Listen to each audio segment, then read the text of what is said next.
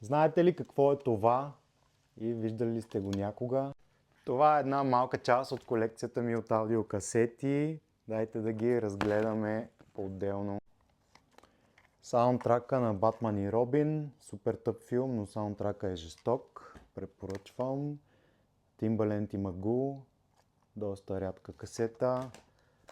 Ултра на Депеш Мод. Жестокия албум от, доколкото помня, 97-ма. Много яки парчета вътре.